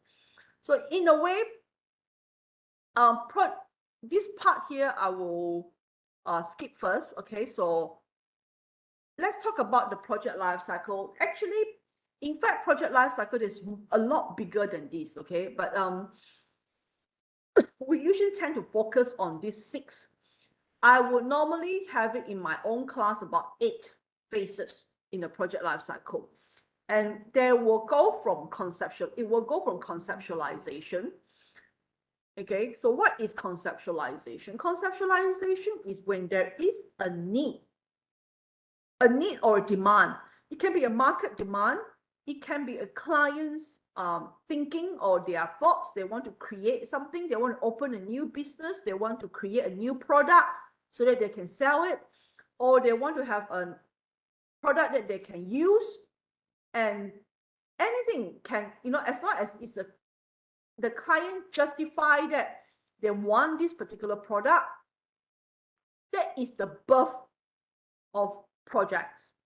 Okay, so when the idea is there, when the birth of the project is there, it is very important. First step is for us engineers to understand what our client wants, what is the needs, what is their need, what is their idea, and you have to spend time understanding your client.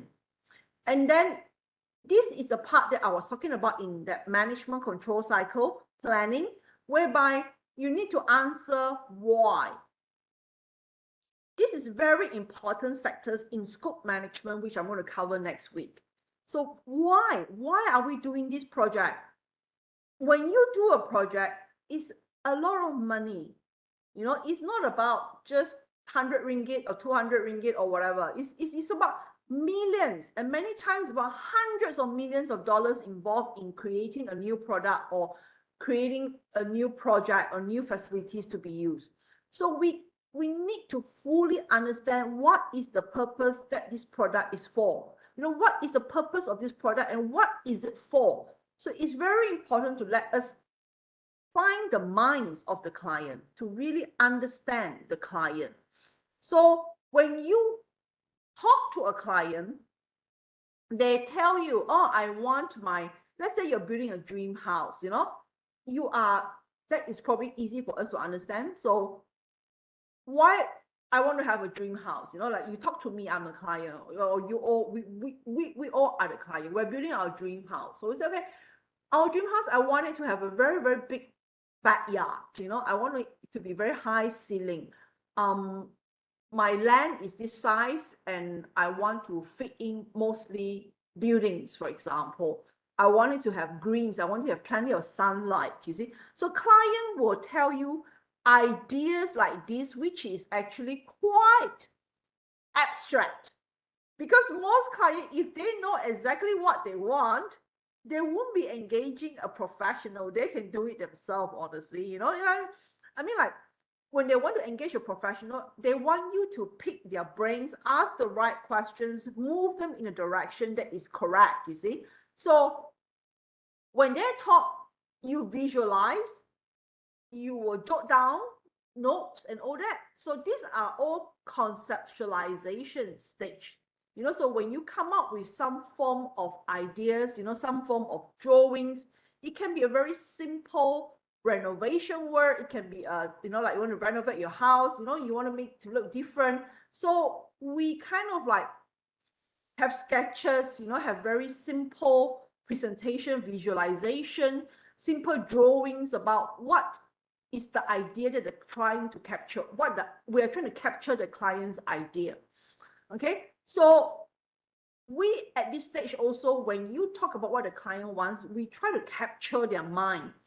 And after we capture their mind, we need to do further study. And that further study will encompass the project environment.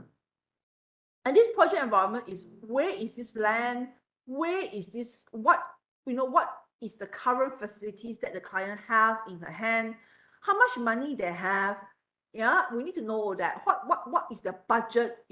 And if you're building a palace for the Sultan of Brunei, I don't think a budget is the issue, isn't it? So it's not an issue. So if it's not an issue, money is not an issue, then we need to we can visualize as crazy as we like. We can paint gold everywhere if we want to, you see. So as long as this is what the client wants, he has the money to pay for it, we understand that, so we can actually visualize it for him.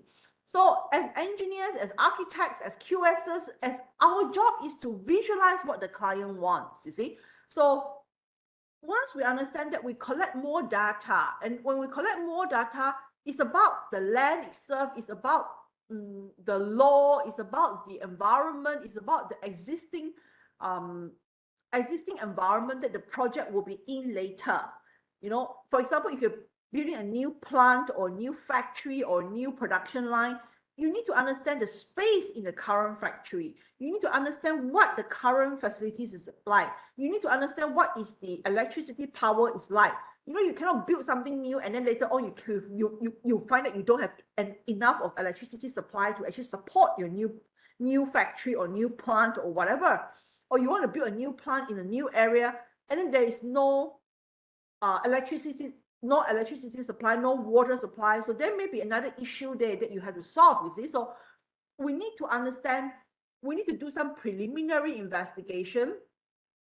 We need to do initial study on the site itself, on the environment. We need to do a project environment scan. We need to do market studies, some of us, depending on what the product is. We need to do demography studies. We need to do socio-economic studies. If you want to build a highway from this point to the other point, you know, you may be passing through people's housing area, you know, building a 3 layers flyover, you know, you're going to get so much complaint from the residents around with noise pollution, air pollution. You're going to be destroying people's quality of life, you know. So what is economics like? What is the social environment like? What is the current environmental issues that is regarding your land? What is the current cultural heritage issues? You know, is there any big nice tree? Is there any church? Is there any mosque? Is there any temple that you need to, you know, take away or build or whatever, and then need to take away? You know, I remember when China was building the Three Gorges Dam, they have to sink off, you know, a lot of this new heritage. I mean, this old heritage like temple, many old houses and all that, you know, because they need to flood through that plain, you see. So these are all the studies that you need to do, you know. And then if you need to design so that you can avoid them, or you design just to flood through them, there must be a reason why you are designing the way that you are designing, you see. So in that conceptualization stage, we truly need to get a lot of study the site, study the initial data as much as we can. You know, in fact, especially with infrastructure, you're building like Bakun Dam, you know, in Sarawak here, when we build the Bakun Dam, we have to resettle many villages. We have to take away many people from their area that they have been staying for hundreds of years, and we need to compensate them. Otherwise, the area will be flooded. Some part of the river is going to be totally destroyed because of the dam. You know, so many reasoning. Some part of the wharf, jetty, and all that also have to be destroyed because of the Bakun Dam. You can imagine, if you need to do all this study, you must do all this study before you embark onto even the design of the project. So this has to be done during the conceptualization stage, whereby you need to do a lot of data collection, not only technical data collection, but project environment collection. Environment collection does not mean project environmental collection. It's data collection. We're not talking about environmental issue here, not about flora, fauna, air pollution and all that. We're also talking about project environment, like culture, like heritage, like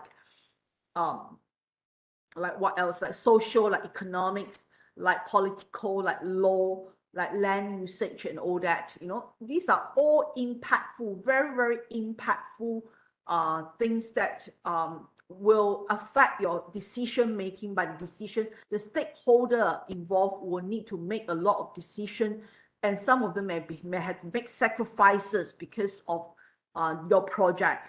So you need to compile all this data, and then once you compile this data, you also need to look into creating different options.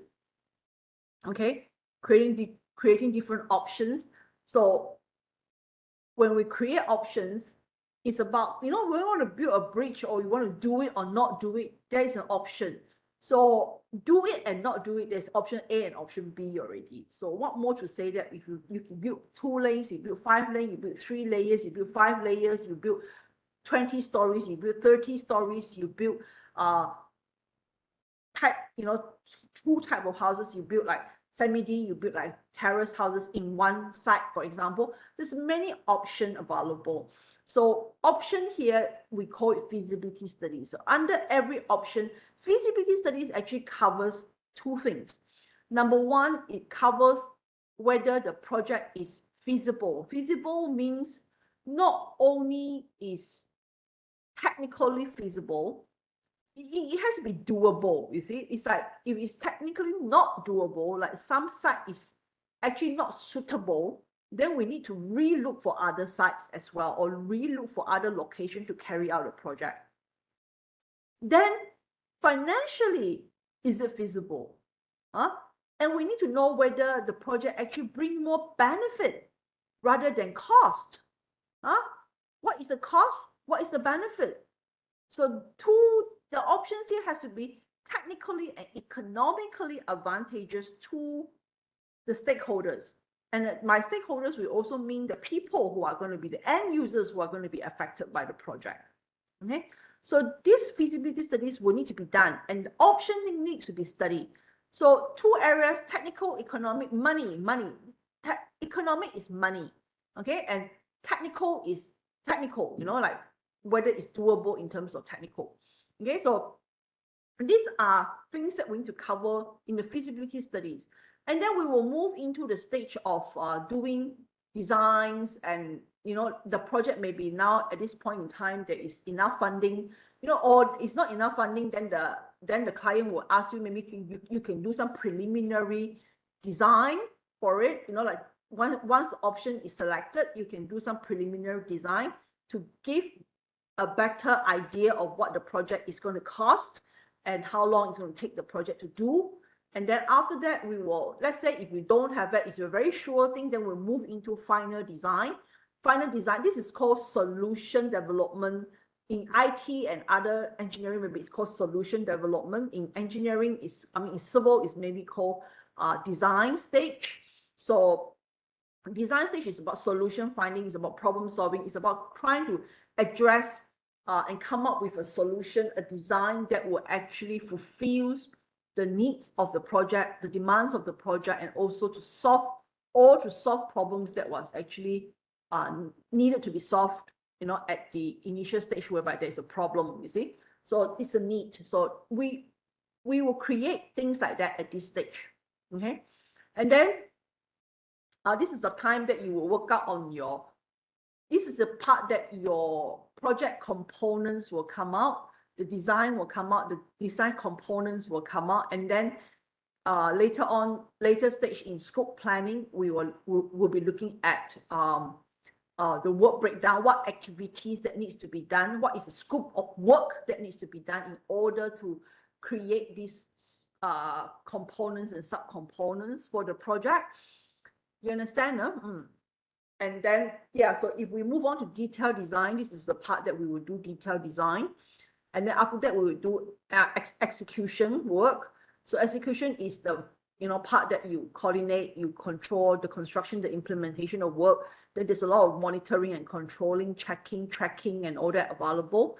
And then after that, you will move the project into testing and commissioning.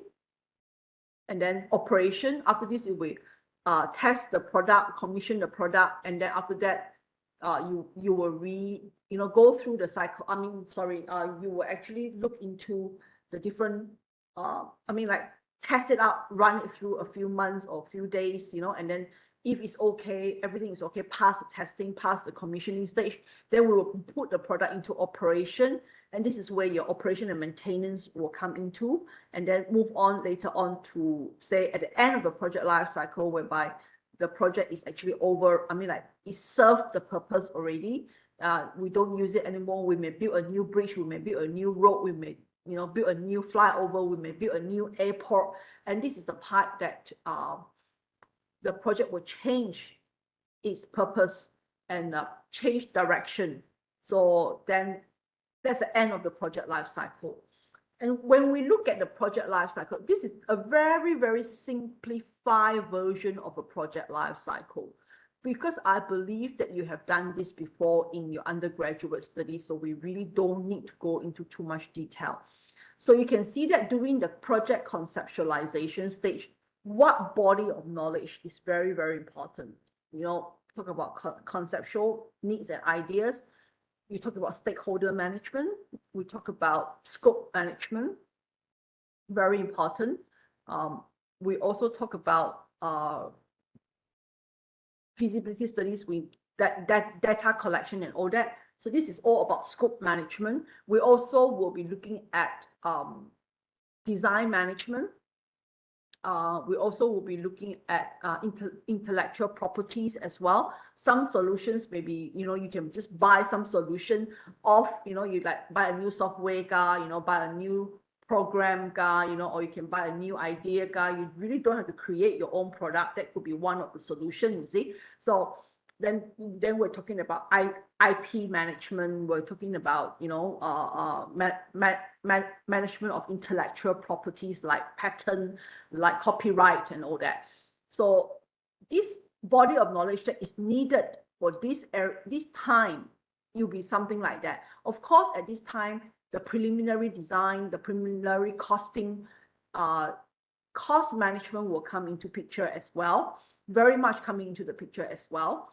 Then as we move on into the designs and planning and design, these are the part that your procurement management will start to be coming in. Tendering, you know, design, tendering, design management, tendering, procurement management, contract management. And then as we move into execution, it's the time, cost, quality. Planning stage also, there will be a lot of time, cost, quality planning involved. And then with execution, it's a lot of activities going on. You have to manage your resources, you have to manage your communication, you have to manage your a lot in resources management, a lot in time management, a lot in cost management, quality management, and then what else? Yeah, planning stage also, conceptualization stage also, we will also be managing the risk and all that as well. And yeah, so this is to give you an idea that different body of knowledge will be applicable at different stage of the project. Some of them is overlapping. It's just the level and the depth that you do is different at different stages of the project life cycle. Like for example, procurement. At the earlier stages, we are just looking at maybe type of contract to use, type of documents to use. But when it comes to the tendering part, then it's procurement management in terms of tendering. And then when it comes to execution stage, then the procurement bit will be contract management already. A lot of contract management issues needs to be dealt with, especially in the construction stage. They are all under procurement management, but you know, different things in procurement management will be applicable at different stages of the project life cycle. And then as we move into testing commissioning, then we'll talk about operation and maintenance management, yeah, safety management. In construction, also safety management, contract management, procurement management, yeah, and all that, yeah. So here also we also talk about some financial management, some cost management, you know, and all that. So slowly as we move on, I mean, I'm just trying to point out to you, the main purpose is trying to point out to you why we are doing this, where we are heading in a way for the next 14 weeks. So whatever that you're learning, we are hoping to apply that into the different parts of the project. Okay, so like I said, different project has different elements, have different characteristics, but their life cycle is generally the same. Okay, I mean, every project has the same life cycle. It's just a human being. We have different human beings with different characteristics, but you know, our life cycle doesn't change. You know, we still go from baby to die. You know, like this one is still go from needs and demands, conceptualization to all the way to recycling, refurbishing. That's it. You know, renovation and all that. That one is the end of the project life cycle. So this project life cycle is the same. So the body of knowledge that we are trying to apply as in what we are managing at different parts of the project life cycle is actually different from, I mean, as the project life cycle change through the phases. So as the project moves through the life cycle, the things that you manage, the things that you focus on, the body of area, the body of knowledge, the area, an area that you manage is actually changing in a way. Like I said, some is repetitive, but it is the level and the depth that you do it is actually different at different stages of the project life cycle. Okay. And yeah, so if we look at the project life cycle, you can also see that it has some form of overlapping with the management cycle. And the management is like every project will have a start, plan, organize, execution, and control. You see? So when we overlap our project life cycle with the management cycle, we call it a project management life cycle. You know, so it's an overlapping of body of knowledge, meaning that when you apply your management into the project, the different parts of the project life cycle, you're still planning, you're still organizing, you're still execution, you're still doing controlling and monitoring, but at the different stages of the project life cycle, you're in fact doing project management life cycle. I mean, it's a very funny way of thinking. So just think about it as applying project management processes into project life cycle. Okay, first we have applying the management function into the project is called project management. When we apply the function of management processes or the management processes into the life cycle at different stages of the project life cycle, we are doing project management process life cycle. Okay, something like that. Okay, so I think you have to get that right. Be very clear. Don't be confused by it. Yeah. First is apply management into the project. Now you're applying the management into the life cycle of the project. Okay, to put it make it very simple is that, okay, project management to project life cycle. Basically, it's at the different phases of the project life cycle. Okay, very theoretical. I really don't like to talk to you so much about theories. Okay, I mean, like, but I guess we have to go through this because recently I was asked to give a talk to it was a 3-day talk to one of the organization, their engineers, and I realized their engineers are all mechanical and electrical people, and I was very I mean, when I talked to them about these sort of things, they were very surprised, and they were very, to me, it's actually very basic, you know, but then to them it was, oh wow, it's like this guy, you know, we were focusing on time and quality management. And I realized that really honestly, it was my fault because I didn't realize that as mechanical and electrical non-civil engineers they are not trained in project management. Okay, so that's why today I know you all are from different backgrounds, so I see a need in explaining some of these terms to you first, so that you have a better idea about what we're going to be talking about later. Because I cannot assume that you all know. Just like the mistake that I made with those engineers, you know, when I talk to them, I find, you don't know? Yeah, then I realized that after I spoke to them, so, you're from mechanical background. So in universities, in the old days, you never learn about this. You know, that yes, we never learn about this. You see, so we, not to say never, but what you learn is very surface. You see, it's very basic engineering management. So here we are going for a very project style kind of management.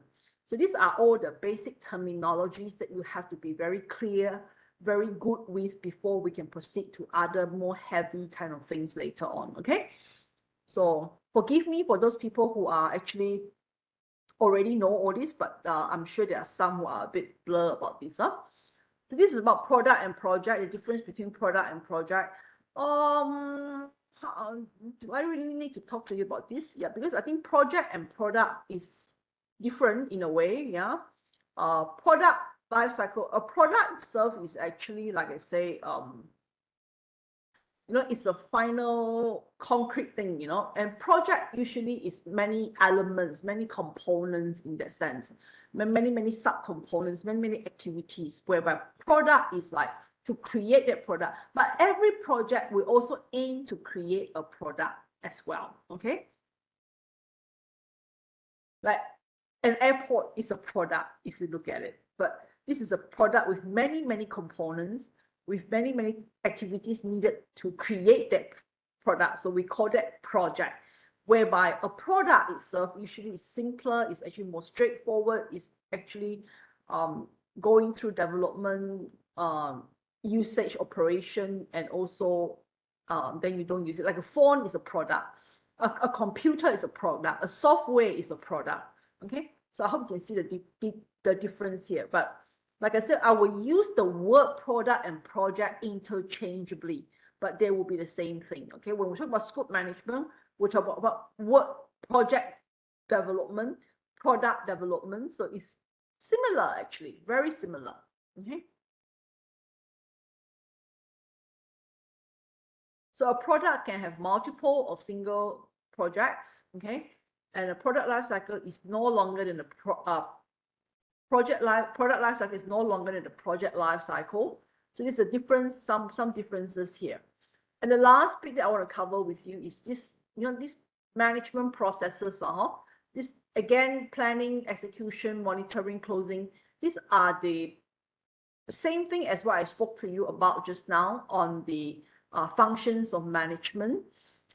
This is more based on project now. Okay, so I think I will not go into this in detail. You take a read first, because next week when we come back with scope management, you will realize that we are applying some of these project management processes. So initiating a new project, this is more of applying management into project. Okay, so initiating the project, defining the project stakeholder expectation. Okay, and then after that we move on to understand, build up the scope of work. Then we will come up with the management plan as well. So again, when the project is starting, like before the project starts, you will have the initiation, which is the needs and demands, getting the customer's requirement, the stakeholder requirement. These are the processes, the initiating processes that we do, come up with the project management, with the management plan, with the objective, with the risk, with the SOP, with the aim and objectives, with the mission and vision for the project. Okay, so this is the initiating, the conceptual part. This one will match with the conceptual part of the project. Then we have also planning. This is the type that we do scope management. We also will be planning for the scope. Scope is that you need to plan for the product itself. You need to plan for the components of the product. You need to plan for the subcomponents of the product. Then you also need to plan for the work activities, the scope of work to fulfill the different components of the product. So this is to develop components, okay, to define the work, the activities, to define the action. This is the work activity, okay. Then to create the baseline, time, cost, quality baseline. So planning, scope, schedule, work breakdown, okay. Cost, quality, resources, you plan, okay. Then also planning, Then we talk about execution, execution of, this is construction stage already, okay.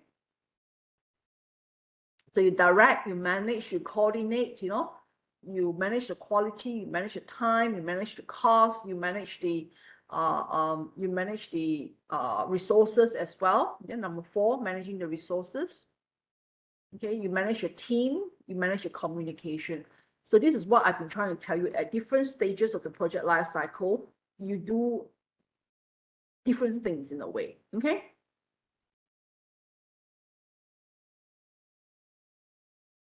All right. Then the part on control, monitoring, tracking, review, regulating. Yeah. So anyway, I think this is actually quite readable by itself. Just go through it. Yeah. And the last thing that I want you to focus on is actually should we stop here for today, or should I think I should leave it for next week. These notes here is actually complementing the second slides. Okay, it's actually complementing the slides that I was giving you just now. So this is about project management cycle. So if you want to read more, you can read through this set of notes.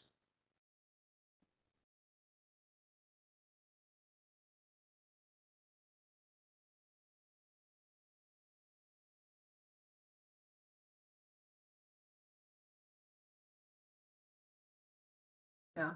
So these are project stakeholders again. Yeah. I want to talk to you a little bit about this one, the environmental context of project management. So in every project, you need to do this, what we call an environmental scan. And this is very, very important, and I will be emphasizing on this. Basically, for every project, you need to know the project itself, and the first layer will be the project related, like let's say the first layer, the project itself is going to be within what is the project elements, the characteristic of the project. What are you building? What are you making? You see, and then the second layer, it will be on things that are controllable, which is something that is within your own organization, maybe. Like, do you have the designers? Do you have the people to manage? Do you have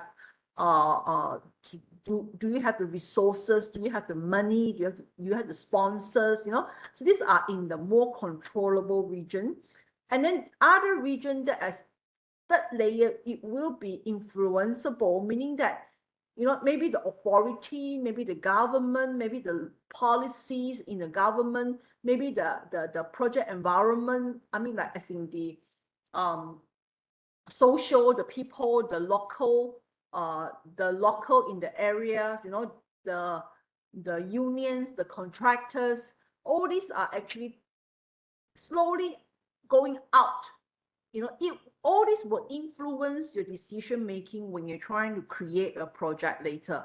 So I think you need to really appreciate, you know, that your project is not in an island, you know, it's not by itself. It is actually within a very big environment. So this big environment can come from something that is very near to the project, which is the organization itself that is doing it. And then the influenceable is the local factors. You know, what are the existing facilities? What are the existing water supplies, you know, utilities, and what are the direct existing landlord, and the local government. You know, like for example, if you're doing in Kuching, you have the different government sectors that are involved. You know, you have the environment, NREB, you have got the councils, you've got the water board, you've got the SEB, the Sarawak Energy electricity supplies people. So all their rules, regulations, and all that later on will influence your design and your construction as well. And then, of course, there are the external environments, such as the logistic. If your project is actually in a very difficult geographical condition, it's actually at a very far location, you know, or you may have other uncontrollable elements, such as the existing catchment, ground conditions, you know, all these things, or political law and demography, you know, and national banking systems, interest rate, petrol price, you know, these are things that are not within your control, but you need to appreciate, you need to know that they exist, so that when you create your solution, when you create your design, you need to incorporate them into your system, you know. Otherwise, you'll be only designing things that can only be used in a certain ways. It's not going to overall solve the problem. Or worse, you are going to find a problem that you can create design that will not only not solve the problem, but create more problems. Okay, so I will explain this a little bit more when we come to scope management, especially when we talk about the environment, project environment studies. But this should be your basis in your project. You have to always keep it, no matter what type of management that you're doing, whether you're doing time management or cost management or quality management, you really need to appreciate your project environment. And many engineers don't appreciate that. They forget about that. They only care about that land, that design, whatever that I'm doing, that solution only. And they're not creating a wholesome, they're not creating a very integrated solution for the client or for the nation or for the people, you see. So We don't want that. So the purpose of project management is not only to successfully carry out a project and finish delivery, but it will have to be solving problem, not creating more problem. This is actually our basic roles as engineers, okay? And I believe very strongly in that. That's why I put an emphasis on that. So I want you to keep this as your background, as your foundation, as we build up later on into the different knowledge area. Procurement, we'll be talking about this table again. Scope management, we'll be talking about this table again. So again and again, I'll bring up this sort of environmental scan for your project, so that you always remember that you don't want to destroy, your project. Don't destroy your project. Needs to build up solution that is good for many stakeholders or many aspects, whether it's environment aspects, it's the social aspects, it's the economic aspects, and all that. I think it's our role as engineers, especially when we do our solution, coming up with solution, yeah. And coming up with solution basically is what we are aiming to do for every project. Okay. All right. Any questions so far?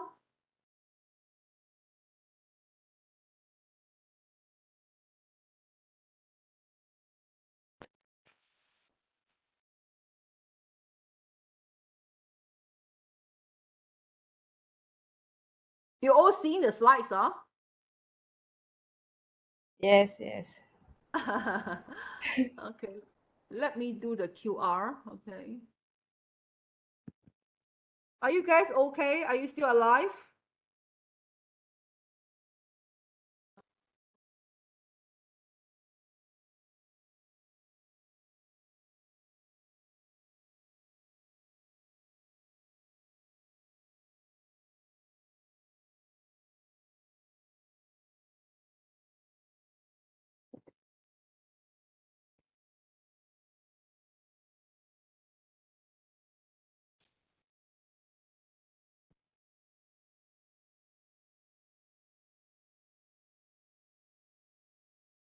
Any questions you want to ask, or anything that you want me to discuss with you, so you understand where we are going, huh?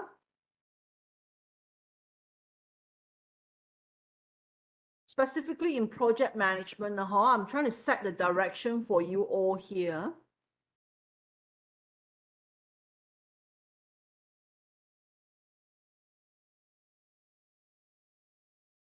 Let me see how many students are registered.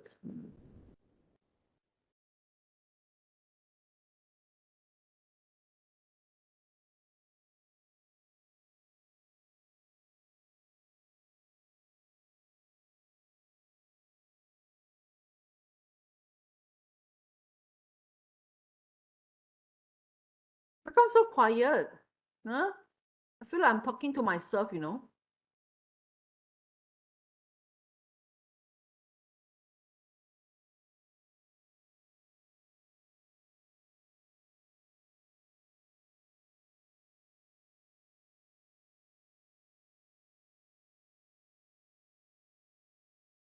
Okay, attendance, everybody.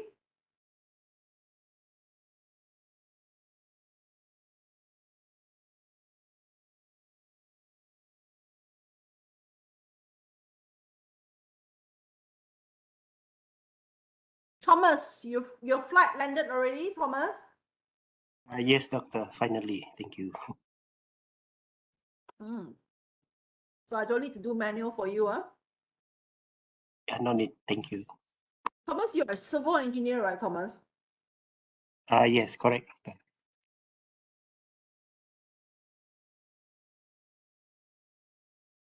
So I think understanding project management is not a difficult thing, huh?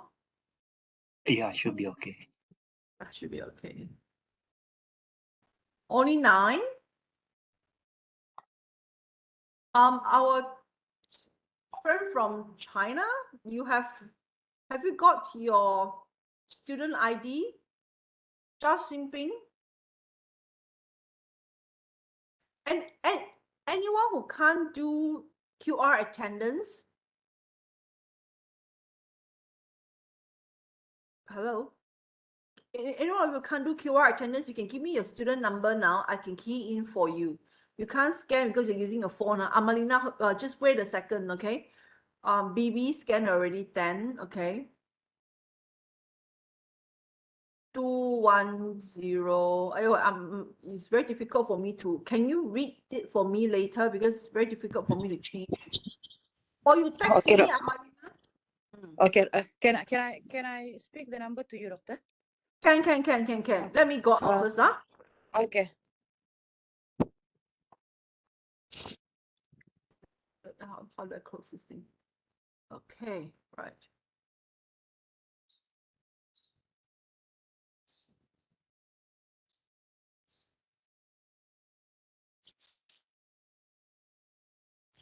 Here.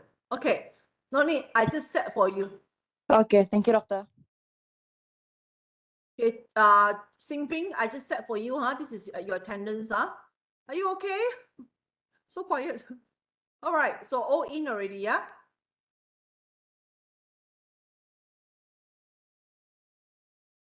All right. 13 of you. Okay, that's fine. Yes. So we will see you guys next week. Again, get yourself into eLeaks and I will post the notes onto eLeak, yeah? Okay, doctor. Okay, doctor. Okay. Have Okay, a thank good you. weekend. Thank you, Prof. See you. Thank you, Bye-bye. Thank you, doctor. Yeah. Thank you, doctor.